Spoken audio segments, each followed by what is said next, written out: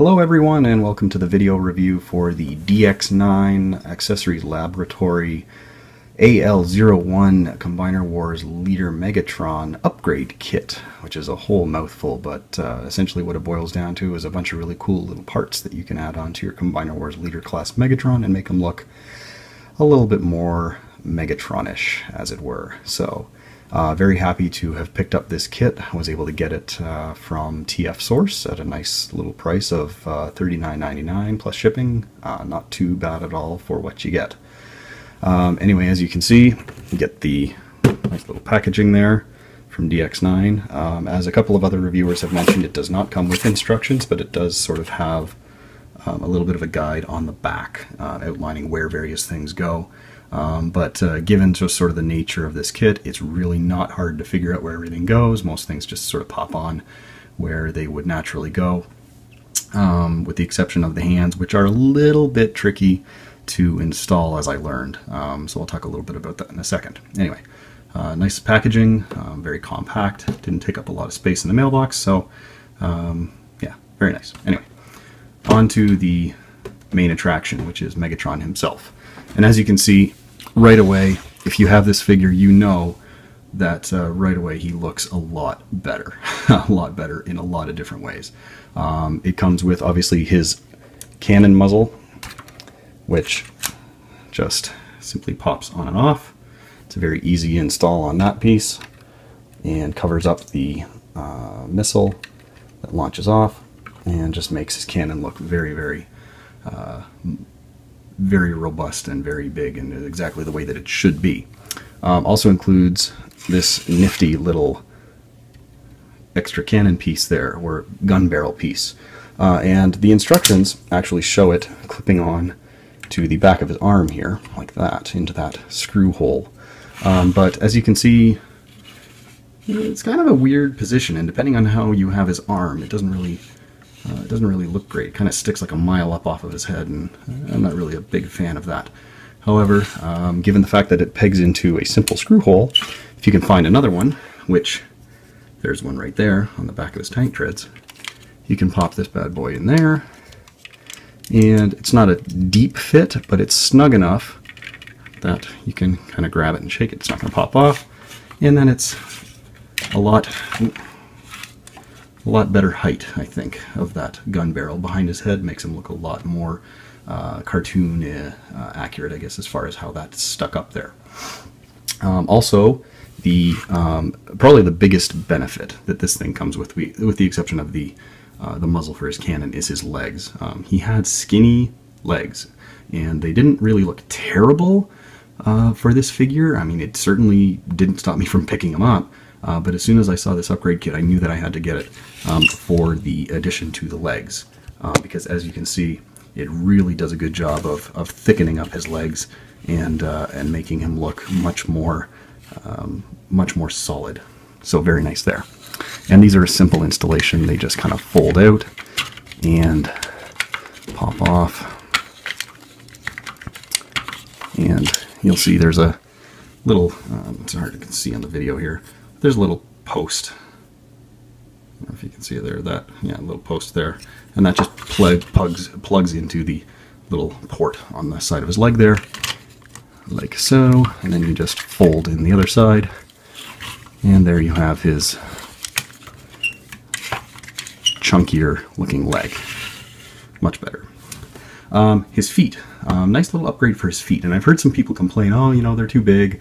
You know, it makes him look like he's got big clown feet or whatever. And you know what? It doesn't really bother me that much. I mean, he's a big, huge, you know, robot, built for war. You know, he needs some stability on his legs, and then, you know, for him to have big feet, I'm okay with that. You can see a little bit more from the side there. Yeah, they are big, but you know what? I really don't care, because they add a little bit of extra height to him, and they also give him the nice little added benefit of an ankle tilt. That's built right into the platform that his foot stands on in the add-on. So for him to have ankle tilts now gives him a lot more posability, and gives him a nice little boost in his height. The last little addition that these guys include in their package is a nice set of little articulated hands, which you can kind of see has the articulated index finger so he can point, and then the rest of the fingers, just sort of fold in, just like every other sort of Masterpiece figure that we have seen. Nothing unusual there. When you compare them, however, to his original hands, which I have right here, I'm not sure if you can see this on the video, but they're a little bit smaller overall. They're probably like a good, I'd say maybe 15 to 20% smaller in terms of just the bulk of his hands than the old ones were. But certainly, when you get them installed, they don't look small. They don't look out of place. They're okay. I like them. A couple of things about his hands actually that you should be aware of if you're going to get this kit, is that the mushroom post, this little piece here on the new hands, needs to be shaved with an X-Acto knife just a little bit off of the sort of the inside of the post, in order to make it fit inside the arm. It's a very, very tight fit. Off the start, it's a very tight fit.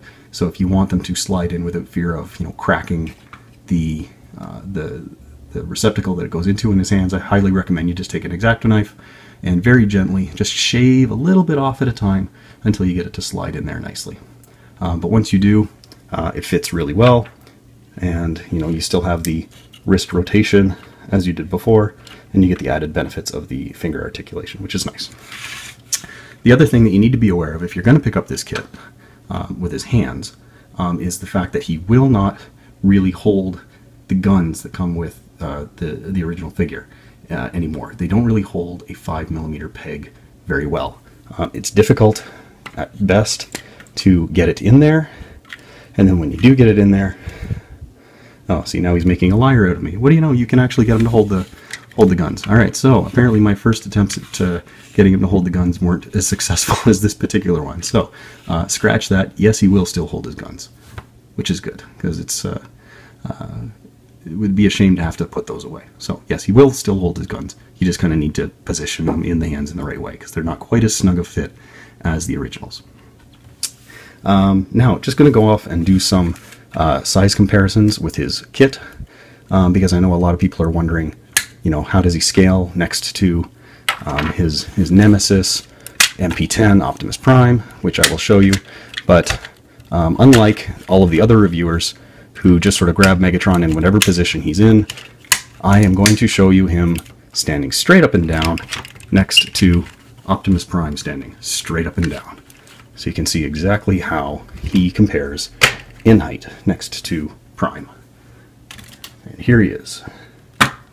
So, looking at them exactly side by side, you can see that Megatron, his body all the way down through his legs, looks still, and it's not a deal breaker, but still looks overall skinnier. But considering the fact that the figure itself is between 40 and 50, maybe closer to 60 depending on where you're living, especially here in Canada, for that Megatron figure, it's still an excellent representation. With the kit, including his feet, the head of Megatron, the top of his head, still comes in just shy of Prime's antenna on his head.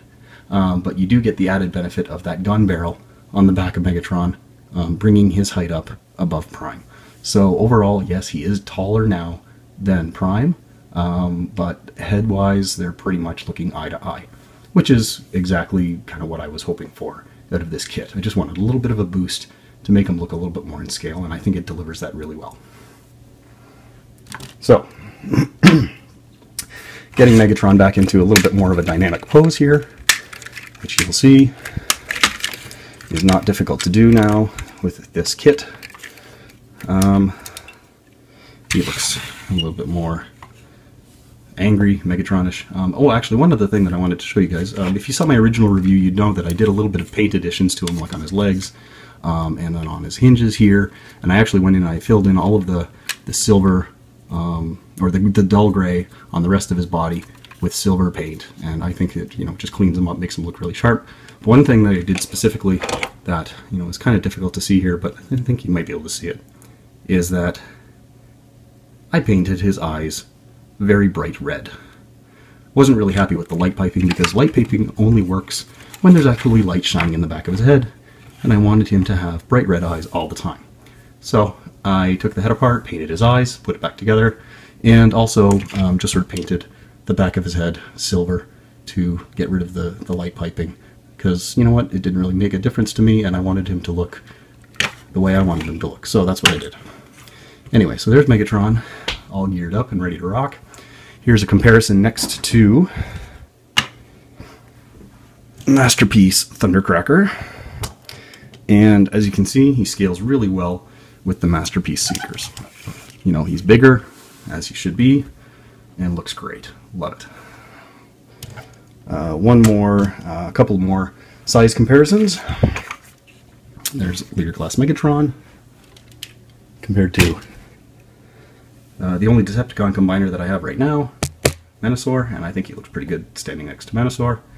Not too bad at all there. And why not next to Little Bumblebee. So all in all, a great kit, highly recommended. If you can pick this up, makes a big difference to your Megatron. Hope you guys enjoyed the video, and I will talk to you again soon.